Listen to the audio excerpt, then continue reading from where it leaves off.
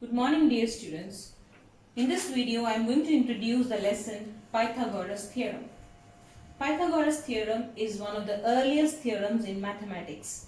It is named after the famous Greek mathematician and philosopher Pythagoras. The aim of our lesson is to know and use Pythagoras theorem to find unknown sides of a right-angled triangle.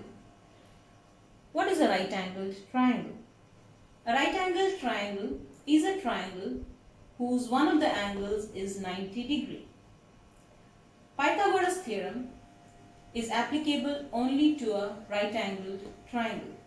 This theorem gives a relationship between the sides of a right-angled triangle. Let's have a look at this right-angled triangle. This triangle is right-angled at B. The side opposite to 90 degree is the longest side in this triangle. This side is called hypotenuse. Remember, hypotenuse is the side opposite to 90 degree and it is the longest side of any right-angled triangle. Pythagoras theorem states that the square of the hypotenuse will be equal to the sum of the squares of the other two sides.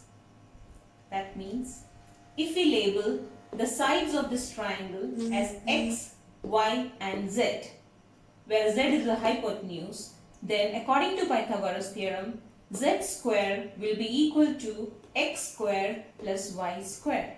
That means hypotenuse square will be equal to the sum of squares of the other two sides. This theorem can be used to find the missing sides of a right-angled triangle when the other two sides are given. Let us see how this theorem can be used to find the missing sides. Let's have a look at the first question. In this triangle, the missing side is x and the other two sides are 3 cm and 4 cm. Let's see how we can apply Pythagoras theorem to find x. The side opposite to 90 degree is x. So here the hypotenuse is x. According to Pythagoras theorem, the square of the hypotenuse will be equal to the sum of the squares of the other two sides.